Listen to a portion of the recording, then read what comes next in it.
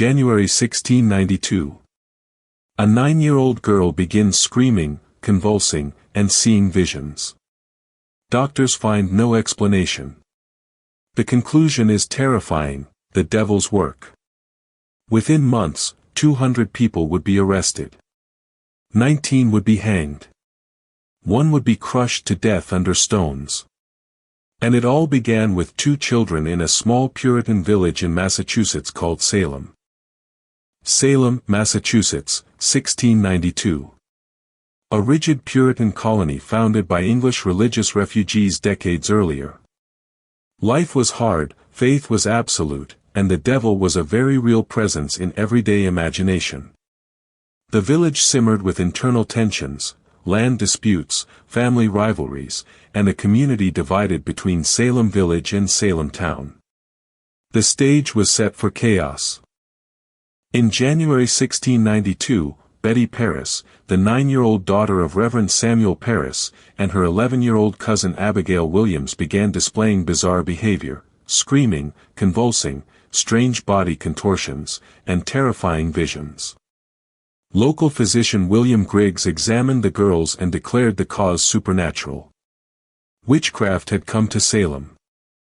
Pressured by anxious adults desperate to name a culprit, the girls pointed to 3 women: Tituba, a Caribbean slave in the Parris household; Sarah Good, an unpopular beggar; and Sarah Osborne, a widow who rarely attended church. In February 1692, all 3 were arrested. Tituba, under pressure, confessed, and accused others. The machinery of terror had been set in motion. Between March and May 1692, panic spread like wildfire. Dozens of new accusations emerged every week. The Court of Oyer and Terminer was established in May by Governor William Phips to try the cases. The main standard of evidence accepted was spectral testimony, a claim that the accused spirit had attacked the witness in a dream. There was no defense against an invisible accusation. Abigail Williams, 11 years old, became the most prolific and inflamed accuser of the entire proceedings. Niece of Reverend Parris, she named dozens of people as witches in open court, collapsing into dramatic convulsions and screams that terrified the courtroom. Historians debate her motivations to this day: genuine trauma, deliberate manipulation, or mass hysteria. She vanished from historical records shortly after the trials, never facing any consequences. Reverend Cotton Mather, an influential Puritan leader from Boston, legitimized the trials through his writings and presence. Magistrates John Hathorne and Jonathan Corwin conducted interrogations that presumed guilt from the start. On the other side, Reverend Thomas Brattle and other intellectuals wrote letters criticizing the use of spectral evidence. But their voices were drowned out by collective fervor, at least for several months. The breaking point came when accusations reached people of high social standing, including the wife of the governor himself, Lady Mary Phips. Suddenly, the powerful realized no one was safe. In October 1692, Governor Phips dissolved the special court and banned further arrests.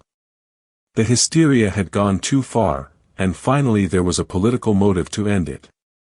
The most brutal moment came on September 19, 1692, when Giles Corey, an 81-year-old farmer, refused to plead guilty or innocent.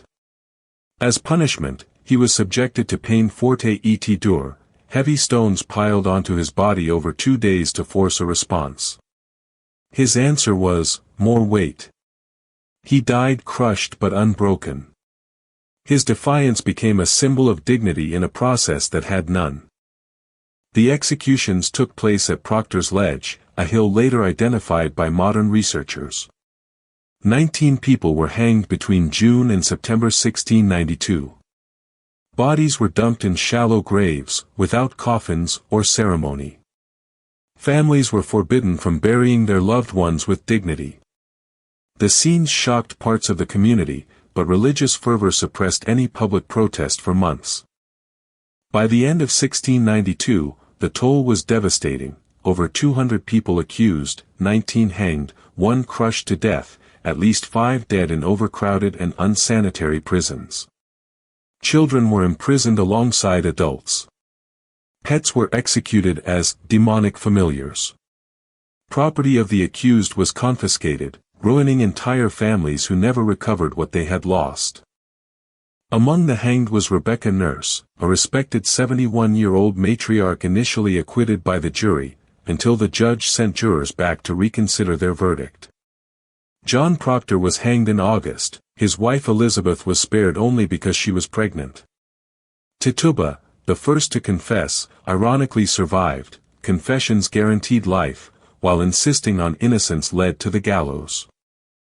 In 1693, a new court reviewed the remaining cases and acquitted the accused. In 1697, Judge Samuel Sewall did something rare for the era. He stood publicly in Boston's Old South Church and asked forgiveness for his role in the trials. In 1702, the court was officially declared illegal. The wheels of justice turned slowly, but at least they turned. The colonial press of the time, largely controlled by religious leaders like Cotton Mather, treated the trials as a legitimate battle against evil.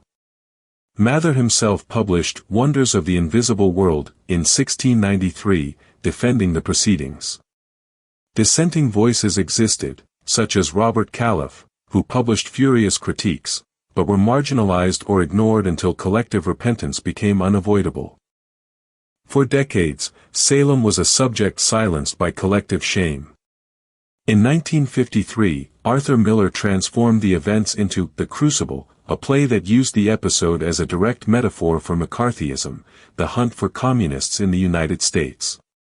The work revealed how the structure of Salem's terror, accusation without proof, pressure to name others, punishment of innocence, was timeless and could repeat at any moment. The events of 1692 profoundly shaped American law. The principle that spectral evidence or rumors cannot convict someone became a cornerstone of the legal system. The Fourth and Fifth Amendments of the U.S. Constitution reflect lessons learned from Salem's abuses. In 1957, Massachusetts passed a resolution recognizing the victim's innocence, but full official exoneration of all came only in 2001.